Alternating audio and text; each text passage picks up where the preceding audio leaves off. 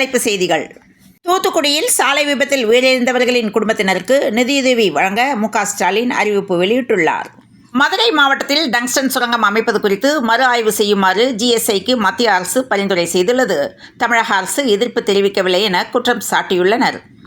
தமிழக வெற்றிக் கழகத்தின் தலைவர் விஜய் பனையூரில் உள்ள அலுவலகத்தில் வேலு நாச்சியாரின் திருவுருவப் படத்திற்கு மலர் தூவி மரியாதை செலுத்தினார். ராணிப்பேட்டை மாவட்டம் வாழைப்பந்தல் காவல் நிலையத்தில் சிறப்பு உதவி ஆய்வாளராக பணியாற்றி வந்தவர் பலராமன், வயது 52. இவர் நேற்றிரவு பணியை முடித்துவிட்டு ஆற்காடு நோக்கி இருசக்கர வாகனத்தில் சென்று கொண்டிருந்தார். அப்போது தாஜ்புரா அருகே பின்னால் வந்த கார் எதிர்பாராத விதமாக அவர் மீது மோதியது. இந்த விபத்தில் அவர் பரிதாபமாக உயிரிழந்தார். ஆம்பூரில் பள்ளி எதிரே திறக்கப்பட்ட குளிர்சாதன வசதியுடன் கூடிய பொழுதுபோக்கு மதுபான கடையை அகற்றக்கோரி பாஜகவினர் போராட்டம் நடத்தினர். அண்ணா பல்கலைக்கழக மாணவி பாலியல் வன்கொடுமை செய்தது குறித்து எடப்பாடி பழனிசாமி கண்டனம் தெரிவித்துள்ளார். தமிழ்நாட்டில் மிகப்பெரிய பிரியாணி சந்தையாக சென்னை விளங்குவதாகவும் தமிழகத்தில் மட்டும் ரூபாய் 10,000 கோடிக்கு பிரியாணி வணிகம் நடப்பதாகவும் தரவுகள் தெரிவிக்கின்றன. திமுக பொதுச் செயலாளர் துரைமுருகனுக்கு துணை முதல்வர் பதவி கொடுத்திருக்க வேண்டும் என்று பாமக நிறுவனர் ராமதாஸ் கூறியுள்ளார். வேளாங்கண்ணியில் உள்ள புனித ஆரோக்கிய அன்னை பேராலயத்தில் கிறிஸ்துமஸ் விழா நேற்று நள்ளிரவு கோலாகலமாக நடைபெற்றது. மக்கள் தொகை கணக்கெடுப்பை நடத்த வேண்டுமென மோடி அரசை கேட்கும் தைரியம் அன்புமணிக்கு இருக்கிறதா என அமைச்சர் S.S. சிவசங்கர் கேள்வி எழுப்பியுள்ளார். கிறிஸ்துமஸ் தினத்தையொட்டி தமிழகத்தில் உள்ள அனைத்து தேவாலயங்களிலும் இன்று சிறப்பு பிரார்த்தனை நடைபெற்று வருகிறது. இந்நிலையில் பாஜக மாநில தலைவர் அண்ணாமலை பெசன்ட் நகர் அன்னை வேளாங்கண்ணி தேவாலயத்தில் சிறப்பு பிரார்த்தனையில் பங்கேற்றார். இதனைத் தொடர்ந்து தேவாலயம் வருவது புதிதல்ல, 7 ஆண்டுகள் கிறிஸ்தவ பள்ளியில்தான் படித்தேன் என்று பாஜக தலைவர் அண்ணாமலை கூறியுள்ளார். அண்ணா பல்கலைக்கழகம் பாலியல் சம்பவம் காவல்துறையும் முதலமைச்சரும் முழு பொறுப்பேற்க வேண்டும் என்று அண்ணாமலை தெரிவித்துள்ளார். இந்திய கம்யூனிஸ்ட் கட்சியின் மூத்த தலைவர் ரா. நல்லக்கண்ணுவின் 100வது பிறந்தநாள் விழாவில் கலந்து கொள்ள தொண்டர்களுக்கு முத்தரசன் அழைப்பு விடுத்துள்ளார். தூத்துக்குடியில் நின்றிருந்த கார் மீது அடையாளம் தெரியாத வாகனம் மோதிய விபத்தில் 3 முருக பக்தர்கள் பலியாகினர். சென்னை அண்ணா பல்கலைக்கழகத்தில் கல்லூரி மாணவி பாலியல் தொல்லைக்கு ஆளான சம்பவம் அதிர்ச்சியை ஏற்படுத்தியுள்ளது. மறைந்த முன்னாள் பிரதமர் அடல் பிஹாரி வாஜ்பாயின் 100வது பிறந்தநாள் இன்று நாடு முழுவதும் கொண்டாடப்பட்டு வருகிறது. இந்த நிலையில் மதச்சார்பின்மையை பேணிக்காதவர் வாஜ்பாய் என்று மு.க. ஸ்டாலின் புகழாரம் தெரிவித்துள்ளார். அண்ணாமலை என்கிற அந்த மாமனிதன் தெய்வம் போல் வந்து கிடைத்து இருக்கிறார், தமிழகத்தை மீட்க வந்த தலைவன் என கிறிஸ்துமஸ் தாத்தா வேடம் போட்டு கன்னியாகுமரி மாவட்டத்தை சேர்ந்த ஒருவர் பேசும் வீடியோ சமூக வலைதளத்தில் வைரலாகி வருகிறது. அரசு போக்குவரத்து கழகங்களின் தொழிலாளர்கள் கோரிக்கைக்கு தமிழக அரசு முக்கியத்துவம் கொடுக்க வேண்டுமென தமிழ் மாநில காங்கிரஸ் கட்சியின் தலைவர் G.K. வாசன் வலியுறுத்தியுள்ளார். திருப்பத்தூரில் அனுமதியின்றி அமைக்கப்பட்ட தமிழக வெற்றிக் கழக கொடிக்கம்பத்தை அகற்ற வந்த அதிகாரிகளுடன் தமிழக வெற்றிக் கழக கட்சியினர் வாக்குவாதத்தில் ஈடுபட்டனர். ராமேஸ்வரத்தில் பெண்கள் உடைமாற்றும் அறையில் ரகசிய கேமரா பொருத்திய 2 பேர் கைது செய்யப்பட்டனர். அண்ணா பல்கலைக்கழகத்தில் கொடூரம் கைதானவரின் திடுக்கிடும் பின்னணியில் அதிர்ச்சி தகவல் வெளியாகியுள்ளது. இறைவனிடம் கையேந்துங்கள், மதம் கடந்த மனிதநேய குரலுக்கு நூற்றாண்டு. நாகூர் அனிஃபா பிறந்தநாள் இன்று கொண்டாடப்படுகிறது.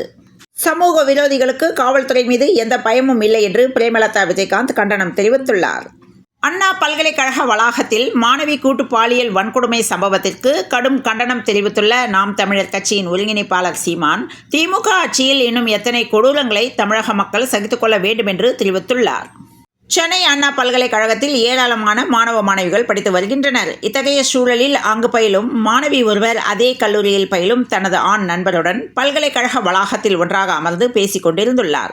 அப்போது அங்கு வந்த அடையாளம் தெரியாத மர்ம நபர்கள் இருவர் ஆண் நண்பரை தாக்கிவிட்டு மாணவியை பாலியல் வன்கொடுமை செய்துள்ளனர். இதனைத் தொடர்ந்து அறிவியல் பூர்வமான ஆதாரங்களின் அடிப்படையில் கைது செய்ததாக காவல்துறை விளக்கமளித்துள்ளது. சென்னை புழல் மத்திய சிறையில் தண்டனை பிரிவு, விசாரணை பிரிவு, பெண்கள் பிரிவு என 3 பிரிவுகளில் 4000த்திற்கும் மேற்பட்ட சிறைவாசிகள் உள்ளனர். இந்த நிலையில் தண்டனை பிரிவில் பழைய காகிதங்களை அரைத்து அட்டை தயாரிப்பதற்காக வைக்கப்பட்டிருந்த இடத்தில் திடீரென புகை வந்துள்ளது. இதன் காரணமாக புழல் சிறையில் தீ விபத்து ஏற்பட்டுள்ளது. ராமநாதபுரம் மாவட்டம் பரமக்குடி அருகே உள்ள ஏனாதிக்கோட்டை கிராமத்தில் நாடு சுதந்திரம் பெற்ற நாள் முதல் இதுவரை எவ்வித அரசு மற்றும் தனியார் பேருந்து போக்குவரத்து வசதியும் இல்லை. ஆகையால் கிராம மக்கள் பரமக்குடி அல்லது பார்த்திபனூருக்கு செல்வதற்கு ஊரிலிருந்து 5 கிலோமீட்டர் நடந்து செல்லும் நிலை இருந்து வந்தது. இந்த நிலையில் முதலாக ஊருக்குள் அரசு பேருந்து வந்ததால் கிராம மக்கள் உற்சாகமாக வரவேற்பு அளித்தனர். மரம் வெட்டும் சத்தம் கேட்டு துரத்தி சென்ற வனத்துறையினர் சந்தனம் மரங்களை வீசி சென்ற கும்பல் பின்னணி என்ன என்ற கேள்வி எழும்பியுள்ளது. சென்னை கிண்டி அண்ணா பல்கலைக்கழக வளாகத்திற்குள் மாணவி பாலியல் தொல்லைக்கு ஆளான சம்பவம் மாநிலம் முழுவதும் அதிர்வலைகளை ஏற்படுத்தியுள்ளது. இச்சம்பவம் தொடர்பாக பல்வேறு அரசியல் கட்சித் தலைவர்களும் கண்டனம் தெரிவித்துள்ளனர். அண்டார்டிகாவின் மிக உயரமான வின்சன் சிகரத்தில் ஏறி தமிழ் பெண் ஒருவர் சாதனை படைத்துள்ளார். விருதுநகர் மாவட்டம் காரியாபட்டி ஒன்றியம் ஜோகில்பட்டியை சேர்ந்தவர் முத்தமிழ்ச்செல்வி.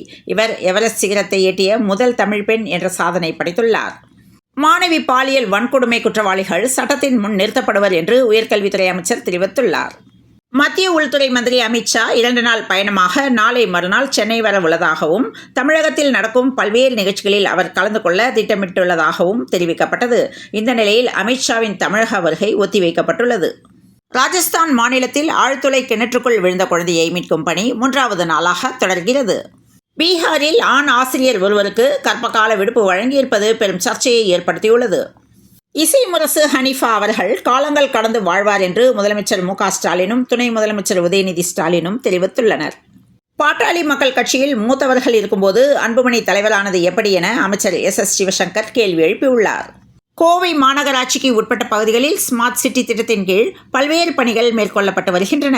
குறிப்பாக வெளிநாடுகளுக்கு இணையாக நகரை அழகுபடுத்தும் வகையில் சாலைகளில் LED விளக்குகள், London clock tower, race course நடைபாதை என பல்வேறு பணிகள் நடந்து கொண்டு வருகின்றன. இந்த நிலையில் கோவை மாவட்டத்தில் புதிதாக அமைக்கப்பட்டுள்ள உலக உருண்டையை தாங்கும் மரமனிதன் சிலை ஒன்று பலரது கவனத்தையும் ஈர்க்கும் வகையில் அமைந்துள்ளது.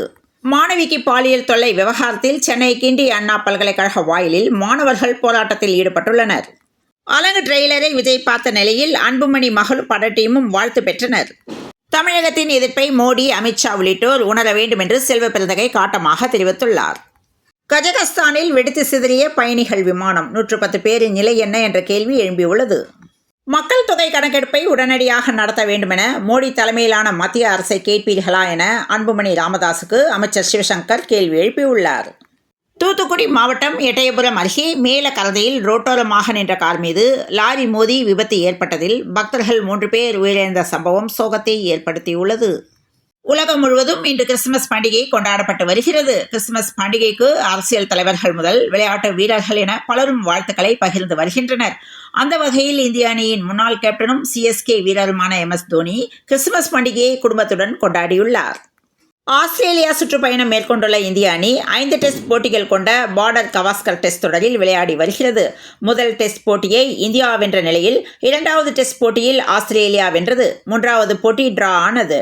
இந்நிலையில்தான் 4வது டெஸ்ட் போட்டி நாளை மெல்பர்னில் நடைபெற உள்ளது. ஜிம்பாப்வே அணிக்கு எதிரான முதல் டெஸ்ட் போட்டியில் ரஷீத் கான் விலகியுள்ளாரா என்ற கேள்வி எழுப்பியுள்ளது. நடப்பு ஆண்டு முடிவடைய இன்னும் சில தினங்களே உள்ள நிலையில் அடுத்து வரும் 2025ஆம் ஆண்டில் 10 பங்குகள் சிறப்பாக செயல்படலாம். முதலீட்டாளர்களுக்கு லாபகரமான பங்குகளாக இருக்கலாம் என மோதிலால் ஆஸ்வால் தரகு நிறுவனம் தெரிவித்துள்ளது. கிறிஸ்துமஸ் நாளான இன்று மீண்டும் சவரனுக்கு ரூபாய் 80 அதிகரித்துள்ளது. சென்னையில் இன்று 22 கேரட் ஆபரண தங்கத்தின் விலை 1 கிராம் 7100க்கும் 1 சவரன் ரூபாய் 56,800க்கும் விற்கப்படுகிறது. தென்மேற்கு வங்கக்கடலில் நிலவும் புயல் சின்னம் அடுத்த 24 மணி நேரத்தில் வலுவிழக்கக்கூடும் என்று சென்னை வானிலை ஆய்வு மையம் தெரிவித்துள்ளது.